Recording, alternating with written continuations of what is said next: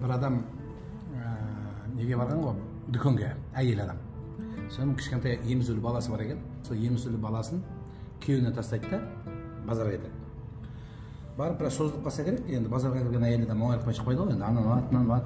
Сөйтіп бала жылай бергеннен көрші естіп келіп қалыпты. Өзі де қатарлау жігіт екен. Соның ана тастап кеткен жігіттің әйелі базарға кеткен кісінің кішкене сақалы бар екен. Содан жаңағы баланы мен дұрыс жұбата алмай жатсың деп өзі алса, көрші келіп досы, бала тоқтап жылаған. Соның кішкентай бір 4-5 айлық бала ғой. Сөйтсе жаңа айтады дейді, көрдің ба, сенің сақалыңнан депті, даже сенің балаң жошиды депті.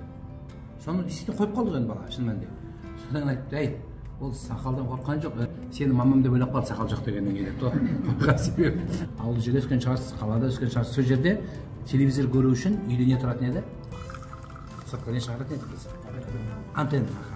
Антенна неғұрлым ұзын, биік болса, соғұрлым сигнал жақсы ұстайтын. Тура сол сияқты Құдай менен антенна, мынау сақал көрші.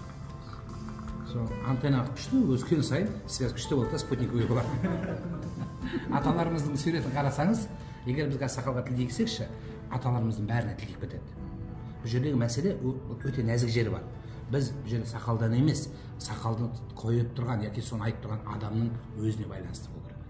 Құдайға адам сақалмен жақындамайды, мінезбен, иманмен, құлшылықпен, жақсы амалмен жақындайсыз.